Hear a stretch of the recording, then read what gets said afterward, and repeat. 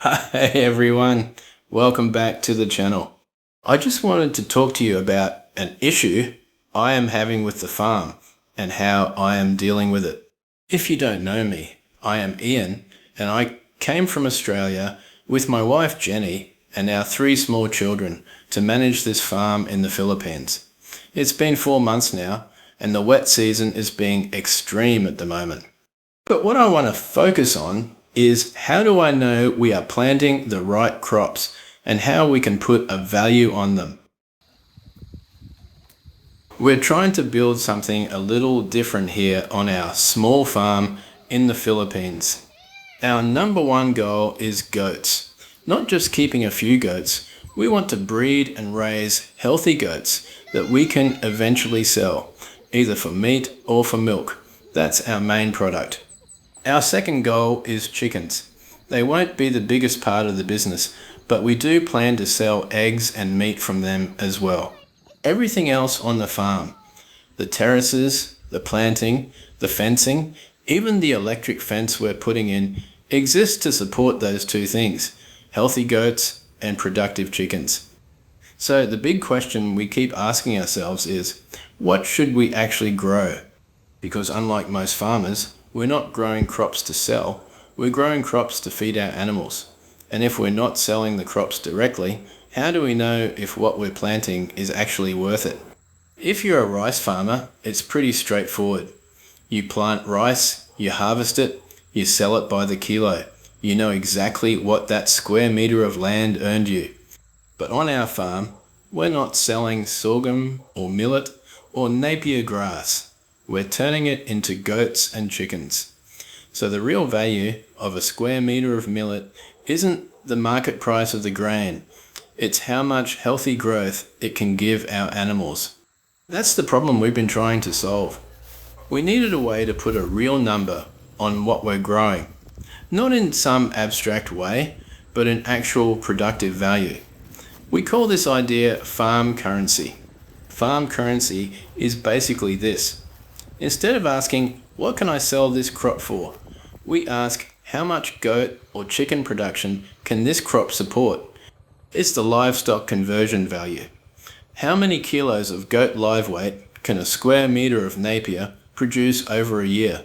How many eggs or how much meat can a square metre of millet help generate through our chickens?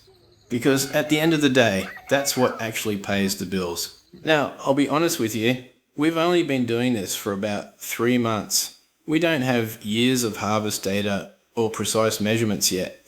So right now, a lot of this is based on conservative estimates using typical yields and what we know about how much our animals need. But even with estimates, we're starting to get a much clearer picture of which crops are actually pulling their weight and which ones might not be worth the effort. So in this video, I want to walk you through the numbers we've come up with so far.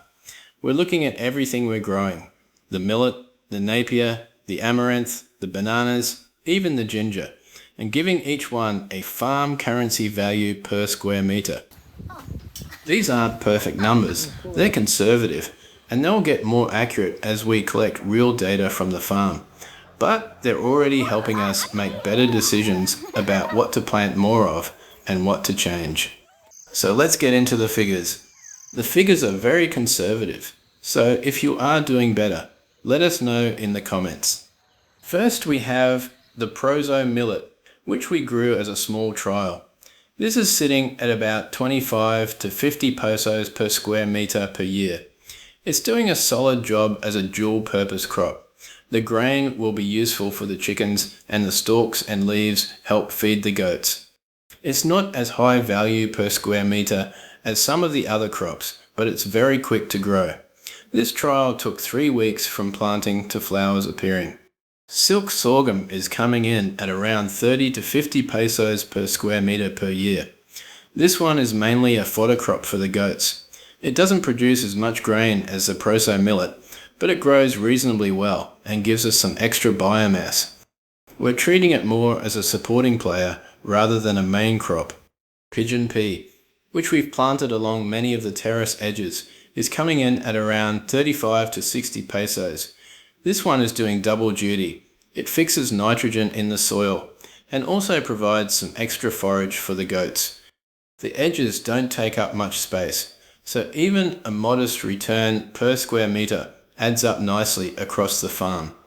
Then we have corn, the dent corn variety. This one is looking at about 45 to 75 pesos per square metre. To be honest, this was just a small trial. I only had a handful of seeds and it didn't grow particularly well. So while the potential value is there if it performs better in the future, right now it's not one of our stronger performers. Moringa is looking at about 60 to 100 pesos per square metre. The leaves are very nutritious for the goats and chickens, and it grows quite vigorously once established. It's a strong performer, especially if we manage it well for regular leaf harvests. Amaranth, the blood red plant, is coming in at 70 to 110 pesos. This one has been a pleasant surprise. Because it's high in protein, it adds a lot of value for both the goats and the chickens. Once established, it should even self-seed. Next we have Madre de Agua. This one is coming in at around 70 to 110 pesos per square metre per year.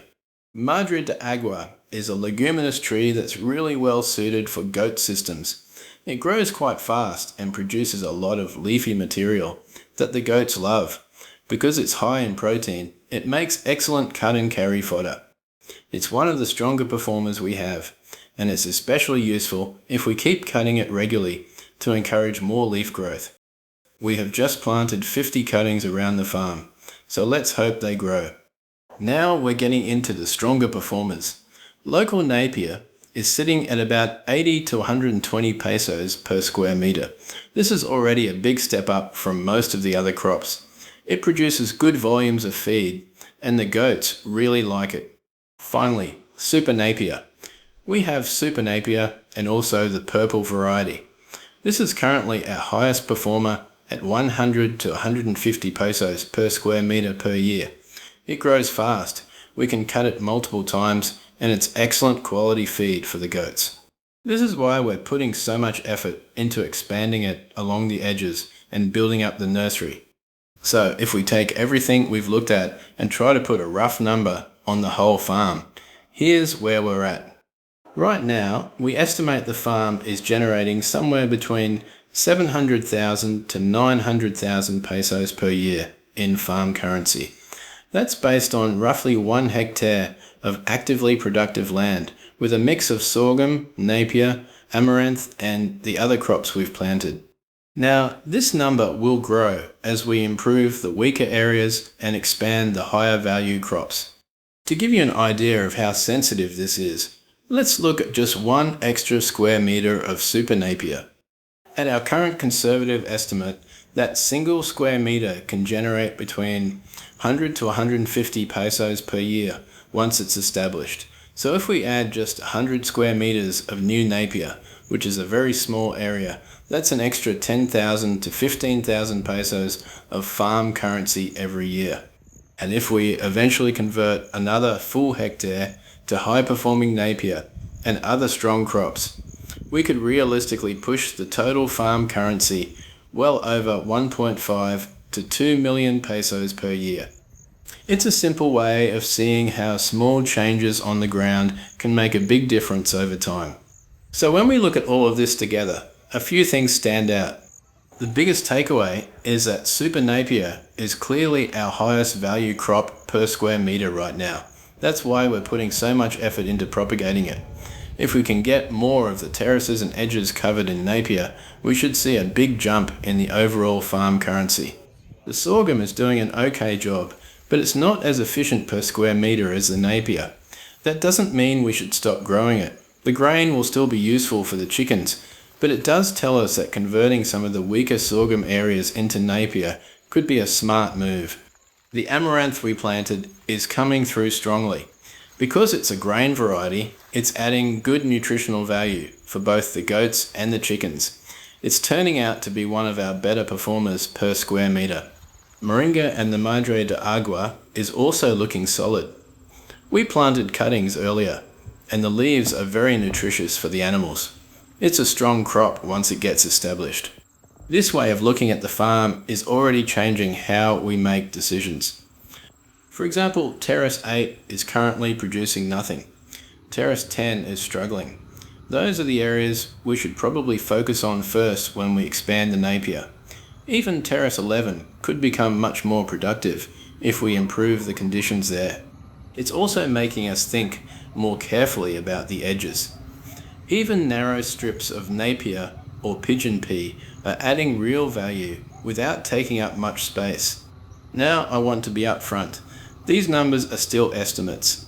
We've only been farming for 3 months and we don't have proper harvest data or exact measurements yet.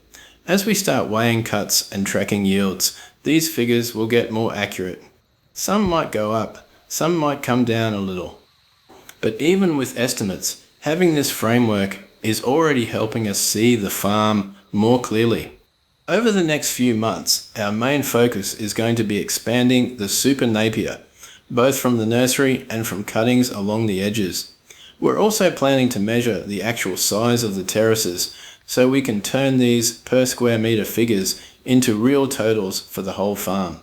Once the chicken coop is ready and we start scaling up the birds, the value of the sorghum and amaranth should become even more important. So that's where we're at with farm currency right now. I'd love to know what you think. If you were in our position, what would you focus on expanding first?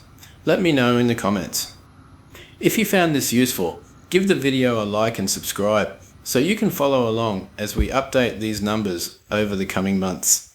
Thanks for watching. I'll see you in the next one.